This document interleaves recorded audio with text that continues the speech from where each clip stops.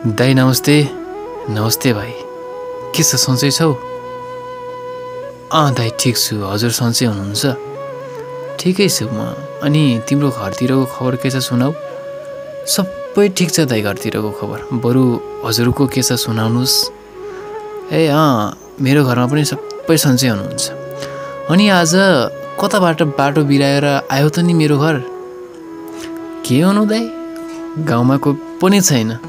दिन काट्न बहुत झ्याउ लाग्यो। त्यसपछि त हजुरलाई सम्झिएर म त हजुरको घर पो आएँ हो। ओहो, आज त पूर्वबाट आउने घाम पश्चिममा पो आएछ हौ। अनि काकाको खबर के छ नि? ठिकै छ दाइ। बाको खबर पनि ठिकै छ, आमाको खबर पनि ठिकै छ।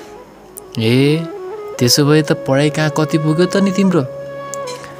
पढाइ मास्टर लास्ट इयरको इक्जाम दिएर आएँ दाइ। अब रिजल्ट वेट गरिरहेको छु। ओहो, हेर त यो मास्टर सकाउने भइसक्यो। ल बधाई छ है। अनि के गरे जस्तो प्लान पढाइसकेपछि? खै दाइ, के गर्ने मलाई त लास्ट ट्याउ लागिरहेछ। अब विदेश जाने होला नि।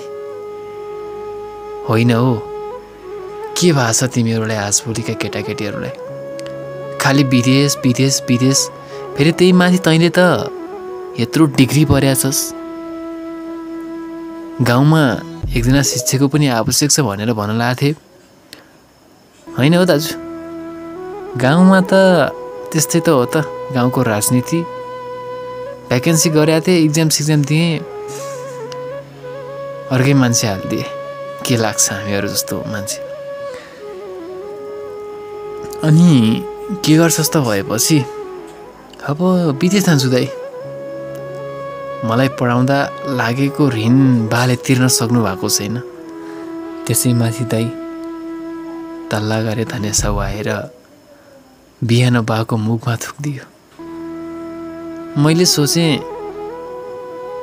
तर पढेको थिएँ धनभन्दा विद्या ठुलो। तर यहाँ मलाई अहिले लाग्दैछ दाइ, विद्याभन्दा धन ठुलो रहेछ। त्यसैले म अब विदेश जान्छु होला दाइ। हुन त हो कान्छे, छोरा मान्छेको जिन्दगीमा अनेक बाधाहरू आउँछन्, अडचनाहरू आउँछन्।